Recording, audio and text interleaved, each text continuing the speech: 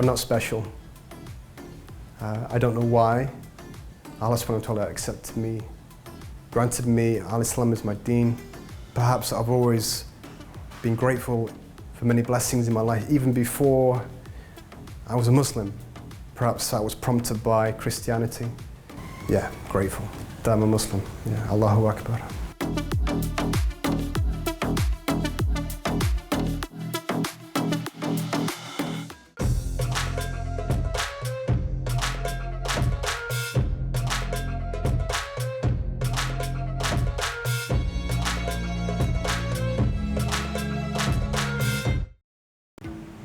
Allahu Akbar.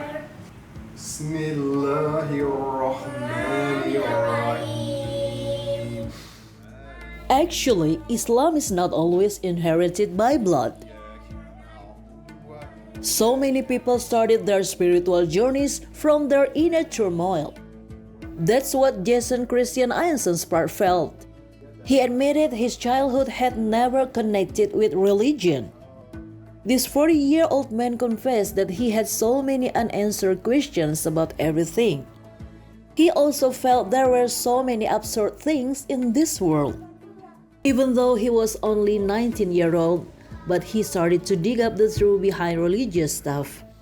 Alhamdulillah, that time Allah led him to meet so many Muslim friends in Burnley, England, his hometown. Through his Muslim friends, he learned about Al-Quran and Al-Sunnah. As far back as I can remember in my life, I've always believed in God. I knew very little about Islam until the age of 19. So I was working in a reputable automotive company. I was teamed up with many Muslims. There was one particular Muslim called Sajid, and every day we were working together. And I found him very, very fascinating. He was very knowledgeable, very passionate. So that passion in itself drew me towards him. So we had many dialogues, and he introduced the Quran to me. I learned about the Prophet sallallahu alaihi wasallam, and the brotherhood, the community was overwhelming. And when I stepped into the masjid for the very first time, in conjunction with all what I had learnt, that was the spark. That's what won me over, and I surrendered to Allah subhanahu wa ta'ala. That was my initial journey. It took 2 months to get there. I opposed it initially. I was concerned about breaking my mother's heart because she was a devout Christian. She raised me with the Bible stories and everything else. And I held off for some time. I had the fortress of Christianity. I didn't want to accept it. But the truth, the evidence was overwhelming. And which led to me accepting Islam.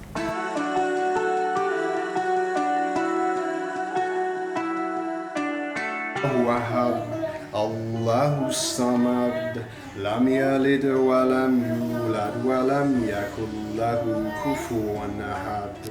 It only took 2 months for him to feel that Islam is the most of everything. His spiritual journey made him believe that Islam is the right choice for his life. The choice that led him to announce Shahadat and believe in Allah.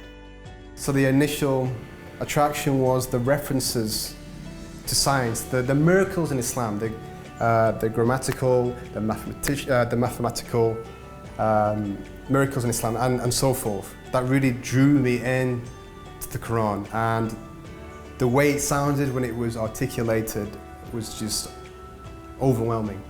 So that was bringing me closer to the deen, to Islam. Surah Yasin, that's the first surah I listened to, and that was one of the reasons I think I called myself Yasin. Assalamu alaikum wa rahmatullah. Assalamu alaikum wa rahmatullah.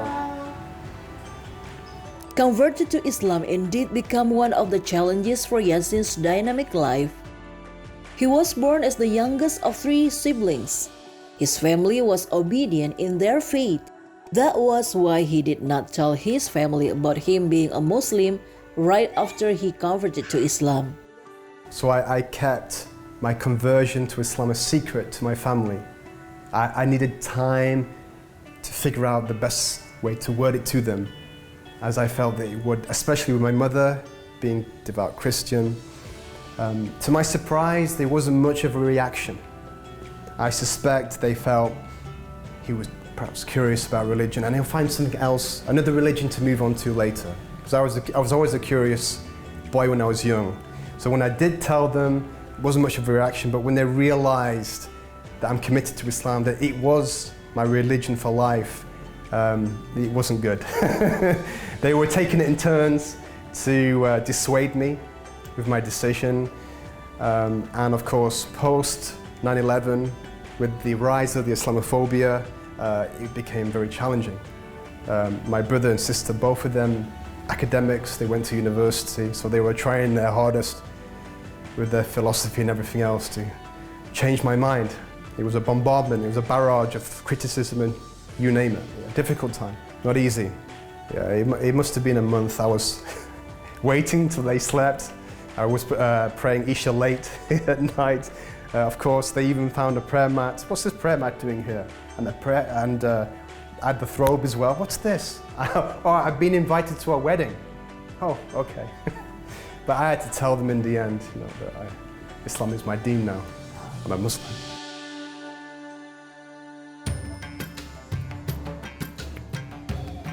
For years, his family tried to convince him to return to their religion and leave Islam. However, Yasin already braced himself to stay faithful as a Muslim. They've never rejected me, they've never casted me out of the house, but the pressure to change my religion is ongoing. Yeah, doesn't stop. Still to this day, many years. They did admire, respect that I gave up alcohol, pork, that discipline. They admired that. But because, like I said, the Islamophobia, they were very concerned that I would get in with the wrong group and perhaps become a terrorist or something crazy like that, yeah.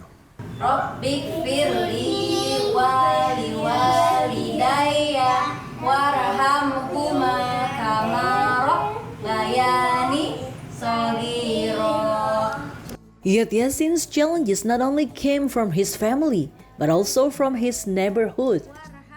At that time, his neighborhood had some different Islamic communities. This father of 3 children confessed that those differences were another challenge for him. I was with various groups in my journey. I started with the Sufis, but I was curious to know what other groups, their perspective. And all of them were Sunni, but they had different views on hadiths and salah and so forth. So I was kind of fascinated with the diversity. But in the end, I got confused, and there were many people saying, ooh, avoid that individual, don't go near that group. So that kind of made me distant from all the groups. So in the end, for many years, I just said, I'm a revert, I'm a Muslim, Sunni Muslim, that's it. I don't subscribe to any sect, just I'm a Muslim, Sunni, that's it. For many years. Bismillahirrahmanirrahim. Alhamdulillahi Rabbil Alamin. Ar-Rahmanir-Rahim. Maliki Yawmiddin. Iyyaka na'budu wa iyyaka nasta'in. At that point, Yasin did not give up. He kept looking for Islam that was truly based on Quran and Sunnah. Until finally, he found a mosque located around 1 hour from his house. The mosque was the place he learned about Islam. Even though it was quite far from his house, Yasin admits he was very much enjoying his journey to learn Islam. I enjoyed learning about the Salah. I was very excited to connect to Allah subhanahu wa ta'ala, but I found the Arabic difficult, the pronunciation, the tajweed. But with time, I got there. And of course, learning what is halal, what is haram, I accepted everything. There was no issue there. So primarily, the Arabic language was tricky, but everything else. Oh, and Ramadan in the UK, wow. Sometimes we have up to 18, 19, 20-hour fasts. And during those times, I was traveling as well, trying to make up for it. Exhausting. But all worth it, yeah. So the Arabic and the Ramadan initially was difficult, but the rest followed in suit, yeah.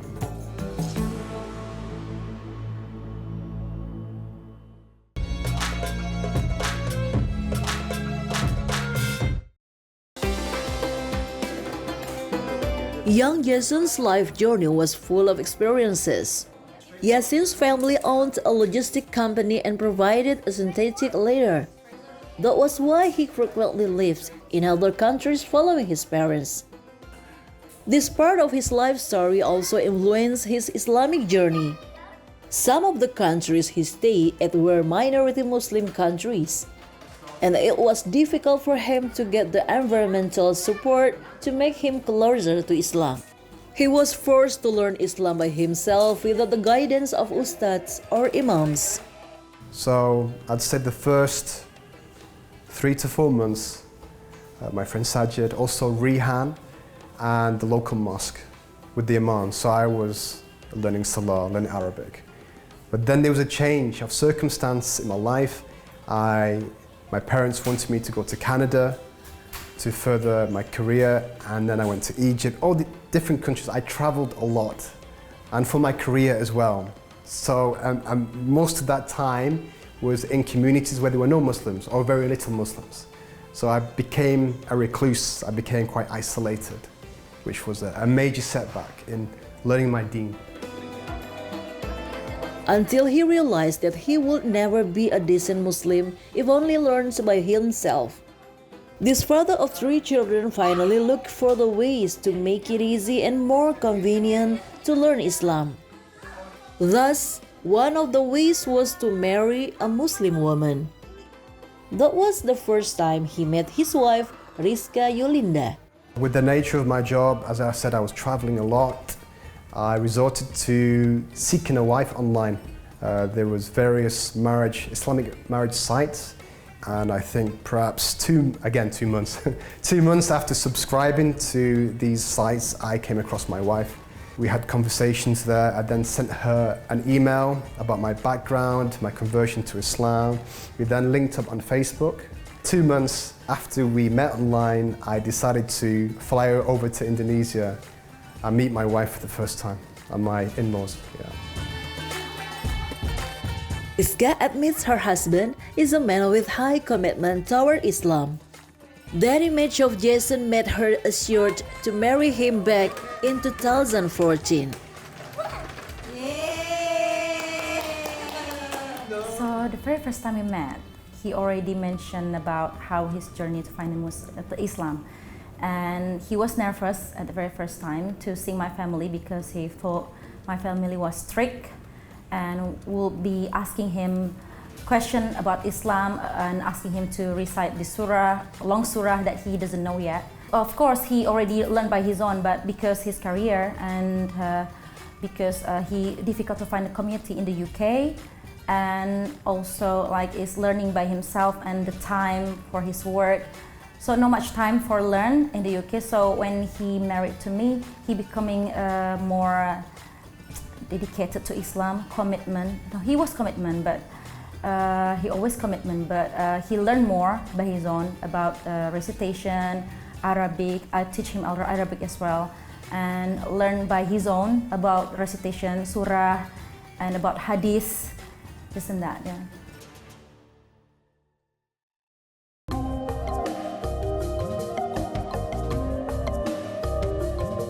Even though Yasin and Rizka got married in Indonesia, but he did not decide to stay in his wife's home country just yet. On the contrary, Yasin brought his wife to stay in England.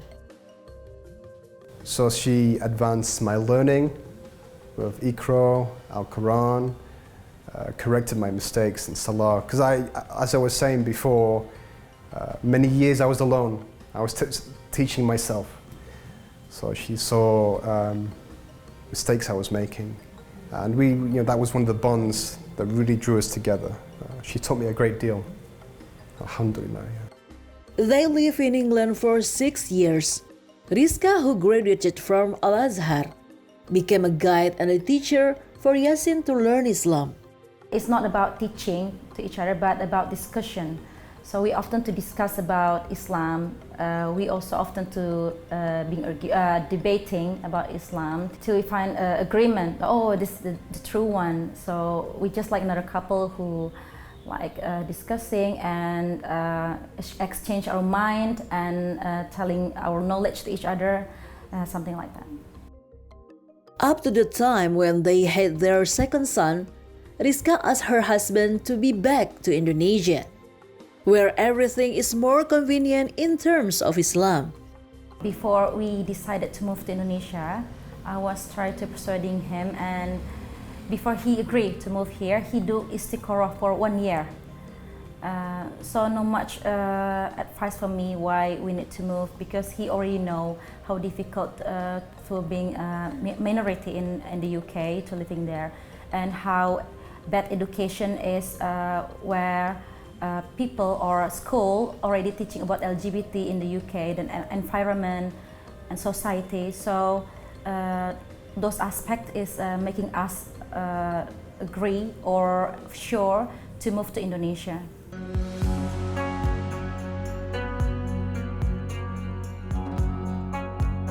On the year of 2020 was the beginning of their life in Indonesia. Now Yasin lives in Bekasi, West Java. The first things that comes to mind is the style of recitation. It's amazing. You know, I've listened to the Arabs, the Turks, the Pakistanis with their approach to recitation, but Indonesia is just magical to my ears. Really, really draws me in. And again, with the culture and the masjids, I'm really impressed. Yes, very much so. I like learning my deen here, living here, it's fantastic. Yeah. Without doubt, Jason's decision to move to Indonesia brings positive impacts for himself. He finds peace in the Islamic practices. Yasin feels accepted even though he is a foreigner. As I was saying before, how I felt uncomfortable living in the UK, the workplace, home life, how I became very isolated. I forgot to mention as well, my family did distance themselves, so it was quite awkward, and they were criticizing me, trying to dissuade me from my deen, and my friends disappeared. Even the friends I had from childhood, they all went. That's another reason why I kind of drifted away into isolation. But here, everybody's so welcoming, so friendly, laid back like me, you know, and that's just fantastic. I really cherish that with your culture, with your people. Wonderful.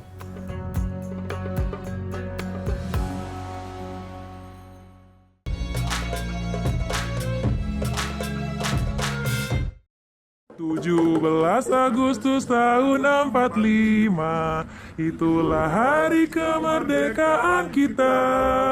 Hari merdeka, nusa dan bangsa, hari lahirnya bangsa Indonesia. Yasin and Rizka had 3 sons from their almost 9 years of marriage. Ilyasa is 7-year-old, Yusuf is 3-year-old, and newborn Ibrahim is 1.5 months old. As a parent, this Englishman hopes his 3 sons can be an obedient Muslim.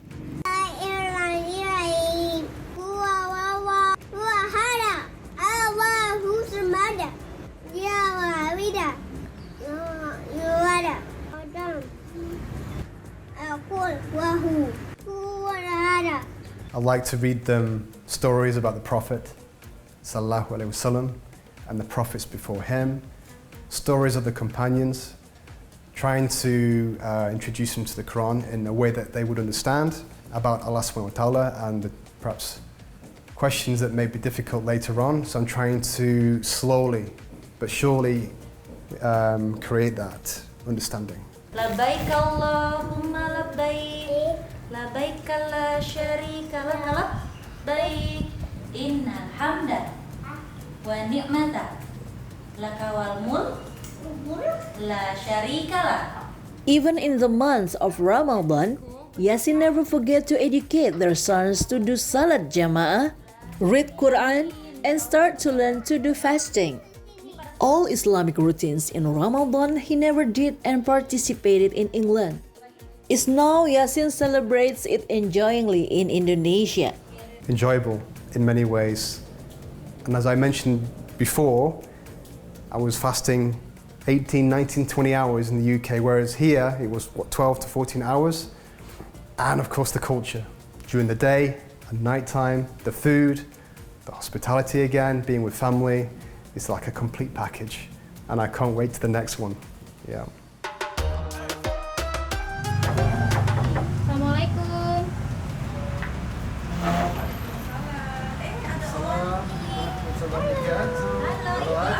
Ada buat buka puasa.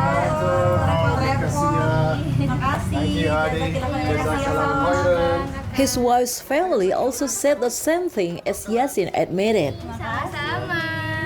Karena kita keluarga ya, jadi kita memang saling sering berbagi aja kalau saling ada rezeki. Kayak kadang-kadang abang ngasih ke aku, kadang aku ngasih ke abang sama kakak, gitu aja sih. Abang Yasin itu religius ya, dia religius banget. Dia pokoknya agamanya tuh bahkan lebih paham dari dari kita sendiri sebagai muslim. Yang saya kira tuh sebelumnya mu'alaf itu ya nggak bisa sereligius itu, ternyata religius banget sih abang itu. Bismillahirrahmanirrahim. Allahumma laka sumtu wa bika amantu wa ala rizkika aftartu bi rahmatika ya arhamar rahimin. Indeed, 22 years as a Muslim and going through a bittersweet journey to learn Islam in a Muslim minority country made him so grateful for everything. I'm not special. I don't know why Allah subhanahu wa ta'ala accepted me, granted me Al-Islam as my deen. Perhaps I've always been grateful for many blessings in my life, even before I was a Muslim. Perhaps I was prompted by Christianity. Yeah, grateful that I'm a Muslim. Yeah, Allahu Akbar. However, as a normal human being, Yasin has a wish he always prays to Allah. I often make the dua for my family to receive hidayah, my sons, and including my mother as well. I hope one day she will see the truth in Al-Islam and accept it, and Allah subhanahu wa ta'ala will save her from Jahannam and grant her Jannah. And of course, I extend my dua for those Muslims in tribulation in Palestine, in Kashmir and other parts of the world, and seeking peace.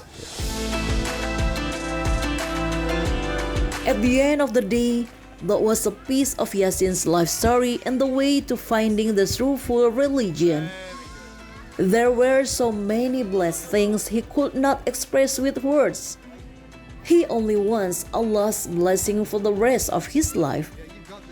Yasin hopes for himself to stay on the right path, istiqomah, until the end of his life, and he can die in husnul khotimah condition.